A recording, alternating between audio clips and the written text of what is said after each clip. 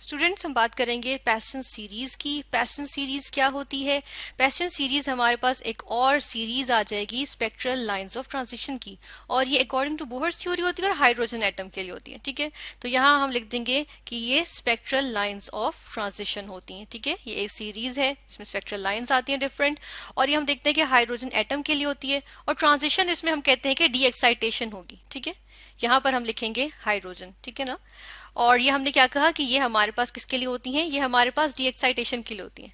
इसमें हम देख लेते हैं डी एक्साइटेशन किस तरह से होती है। पैशन सीरीज की खूबी इसमें क्या होती है, क्योंकि हर सीरीज में ये होती है, लेकिन इसमें क्या होती है हम ये देखेंगे यहाँ पर। ठीक है, कौन से शेल से स्टार्ट होती है हम यहाँ पर ये स्टडी कर लेते हैं। ठीक है, तो यहाँ पर हम लिखेंगे कि जिस तरह से हमने इस डायग्राम में भी देख रहे हैं, तो जिस तरह हमें एरोस इंडिकेट कर रहे हैं, तो हम यहाँ पर अगर ट्रांजिशन देखें, जो कि यहाँ पर हमने कहा कि डी एक्साइटेशन यानी कि हायर शेल से लोअर शेल में होगी, तो यहाँ पर हम देख लेते हैं कि एन हमारे पास होगा और ये जो है वो ग्रेटर देन और इक्वल टू 4 होगा। ठीक है, यहाँ हम कहेंगे ग्रेटर देन और इक्वल टू 4, और यहाँ से ठीक है, यहाँ से हमारे पास ट्रांजिशन जो है, अब देखें ऊपर वाले शेल से हो रही है, 7 6 इधर से ऊपर आ रहा है, तो हम कहते हैं n is equal to greater than और इक्वल टू 4 से हमारे पास इलेक्ट्रॉन जो बैठा होगा इन किसी शेल में से, तो वो लोअर शेल में आएगा, यानी कि रिटर्न हो रहा है, यानी कि डी एक्साइटेशन हो रही है। ठीक है ना, तो ये जो हमारे पास हायर शेल है, हम ऐसा करते हैं कि इसको हम यहाँ पे एक नंबर दे देते हैं, इसको हम n2 कह देते हैं। ठीक है, और जो लोअर शेल है, यानी कि जो एक शेल फिक्स्ड है, यानी कि शेल नंबर 3 पे किसी भी हायर शेल से, यानी फोर्थ शेल या उससे हायर शेल से जब कोई एक इलेक्ट्रॉन जंप मार के शेल नंबर 3 में आएगा, ठीक है, तो यहाँ पे आके लैंड करेगा, तो हम उसको कहेंगे कि वो क्या है, वो जो जो हम क्या कहते हैं एनर्जी रेडिएशंस रिलीज होंगी, स्पेक्ट्रल लाइंस जो आएंगे हमारे पास, वो कहाँ की आएंगी? वो पैशन सीरीज होती है। ठीक है, और उसमें हम कहते हैं कि वो कहाँ की होंगी? वो IR रीजन की होंगी, यानी कि इंफ्रारेड रीजन की होंगी। ठीक है, इंफ्रारेड रीजन। ठीक है, और किस वजह से इंफ्रारेड रीजन की होंगी? देखिए इसलिए क्योंकि यहाँ पे हम देखते हैं कि डिस्टेंस जो है वो कम होता जा रहा है। अब देखिए शेल्स के दरमियान यहाँ पे डिस्टेंस हमें क्लोज नजर आ रहा है ना, तो इसकी वजह से क्या होता है, हम देखते हैं कि जब शेल्स में डिस्टेंस कम है तो कम एनर्जी रिलीज होगी। ठीक है, एनर्जी कम रिलीज होगी तो हम कहते हैं कि ई जो होता है वो डायरेक्टली प्रोपोर्शनल होता है किसके? फ्रीक्वेंसी के। न्यू फ्रीक्वेंसी को कहते हैं। ठीक है, ई एनर्जी के लिए, और इसका मतलब है कि अगर एनर्जी कम होगी तो फ्रीक्वेंसी भी उसकी कम होगी। ठीक है ना, अब देखिए फोर्थ शेल से 3 में जा रहे हैं, तो देखिए 1 और 2 में जितना डिस्टेंस है या 2 और 3 में डिस्टेंस है, इससे हम देखिए काफी कम जो है वो 3 और 4 में डिस्टेंस है, तो यानी कि एनर्जी कम है, इसकी वजह से डिस्टेंस कम होने की वजह से तो फ्रीक्वेंसी भी कम है।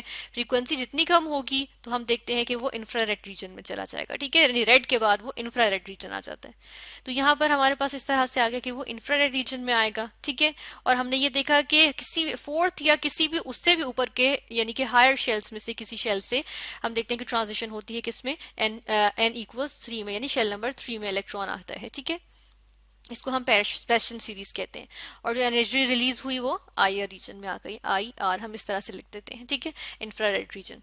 अब ऐसे करते हैं कि यहाँ पर हम अपने वेव नंबर कैलकुलेट करने के लिए डिफरेंट पैशन सीरीज की डिफरेंट स्पेक्ट्रल लाइंस को की वेवलेंथ वेव नंबर कैलकुलेट करने के लिए फॉर्मूला ले आते हैं, जो कि हमारे पास ये फॉर्मूला आ जाएगा। ठीक है, ये फॉर्मूला आ गया। इसमें अगर हम देखें, ये हम डिराइव कर चुके हैं ना, इसमें हमने मीटर पर मीटर के लिहाज से लिखा हुआ है, और वेव नंबर हमारे पास क्या होता है कि कितनी वेव्स जो है, नंबर ऑफ वेव्स जो होती हैं, यानी कितनी वेव्स पास करती हैं कहाँ से, जब हम देखते हैं कि 1 मीटर लेंथ में से या पर यूनिट लेंथ में से। ठीक है, तो ये हमारे पास आ गया। जब हम 1 मीटर की बात करेंगे, पर मीटर लेंथ की बात करेंगे, तो पर मीटर के हमने यूनिट लिख दिया।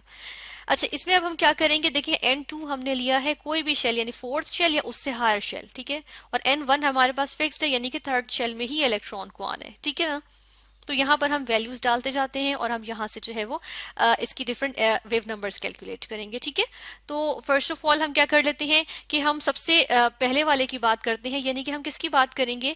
हम यहाँ पे बात करेंगे n इक्वल्स 4 की। ठीक है, जब हमारे पास n2 जो है वो 4 होगा, तो हम देखते हैं कि हमारे पास क्या सिचुएशन होगी, और वेव नंबर हमारे पास क्या आ जाएगा, कौन सी स्पेक्ट्रल लाइन आएगी और उसका वेव नंबर क्या होगा। तो यहाँ से इसको मैंने कॉपी किया, इसको नीचे भी ले आई। ठीक है, यहाँ पर ये नीचे आ गया।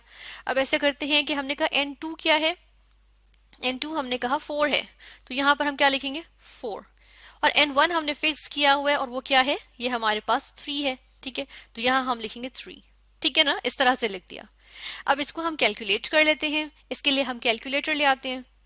तो ये हमारे पास कैलकुलेटर आ गया और इस पे हम इसको कैलकुलेट करेंगे किस तरह से कि 1/4 स्क्वायर है, तो सबसे पहले 4 का हम स्क्वायर लेके और इसका इन्वर्स ले लेंगे। ये हमारे पास वैल्यू आ गई, इसका नेगेटिव साइन लगाएंगे ये वाला, और इसमें हमने ये वाली वैल्यू डालेंगे यानी कि 3 का स्क्वायर है, ठीक है, और इसका इन्वर्स है, तो ये हम करेंगे। फिर मल्टीप्लाई कर देंगे क्या चीज, 1.0967, ठीक है, जो ये हमारे पास वैल्यू है एक्सपोनेंशियल 7, ठीक है, और ये हमारे पास एक वैल्यू आ गई जिसको हम एक्सपोनेंशियल फॉर्म में ले तो 5.33 इंटू 10⁻⁵ तो हम यहाँ पर लिखेंगे कि हमारे पास वैल्यू क्या आई है, हमारे पास यहाँ पर आई है न्यू बार लिखेंगे जो कि वेव नंबर है, और हम लिखेंगे 5.33, ठीक है, दूसरा थ्री हम ठीक कर लेते हैं, 33 इंटू 10⁵ और ये क्या आ गया, मीटर इनवर्स, ठीक है, ये इस तरह से आ गया। ऐसा करते हैं हम इसको यहाँ से एक बॉक्स में कर देते हैं, ठीक है, ये हमने इसको एक बॉक्स में कर दिया।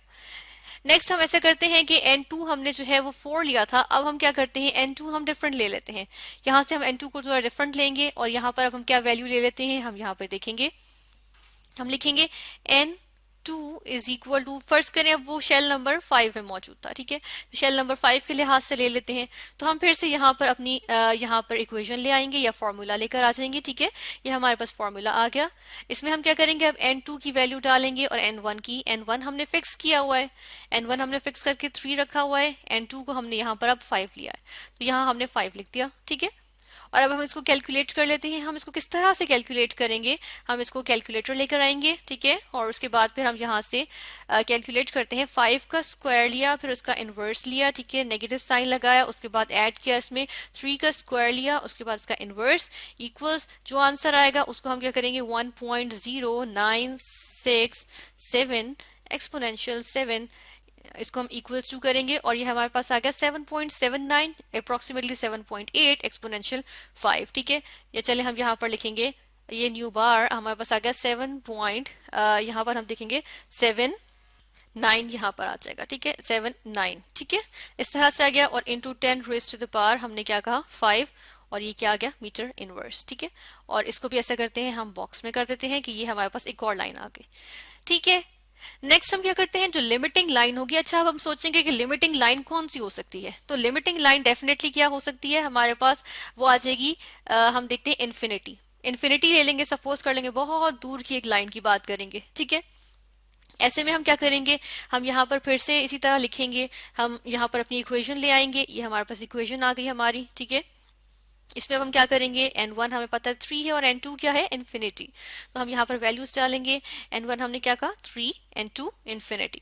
अब देखिए इन्फिनिटी का स्क्वायर लें, ठीक है, या और इसको इन्वर्स कर लें, तो ये 1/∞ हम कह चुके हैं, हम इसको डिस्कस कर चुके हैं कि ये 0 होता है, तो ये टर्म तो 0 हो गई, ठीक है, तो हमारे पास सिर्फ एक ये टर्म रह जाएगी अंदर, और इसके अकॉर्डिंग हम देख लेते हैं कि हम किस तरह से करेंगे, इसको अब हम यहाँ पर रखते हैं और हम नीचे यहाँ पर इसकी कैलकुलेशंस करेंगे, तो 3 का स्क्वायर लेंगे, ठीक है, इन्वर्स किया, ये हमारे पास वैल्यू आ गई, ठीक है, अब इसके अंदर हम क्या करेंगे, हम इसको अंदर मल्टीप्लाई करेंगे 1.0967 एक्सपोनेंशियल 7, ठीक है, ये किया, ये हमारे पास एक वैल्यू आ गई, इसको हमने एक्सपोनेंशियल फॉर्म में लेकर आए तो 1.218 एक्सपोनेंशियल 6, तो यहाँ पर हम अब इसकी वैल्यू लिख देते हैं कि न्यू बार हमारे पास क्या आया है 1.21, ठीक है, 8 इंटू 10⁻⁶ मीटर इनवर्स, ठीक है, या हम इसको इस तरह भी कह सकते हैं कि 12.18 इंटू 10⁵ मीटर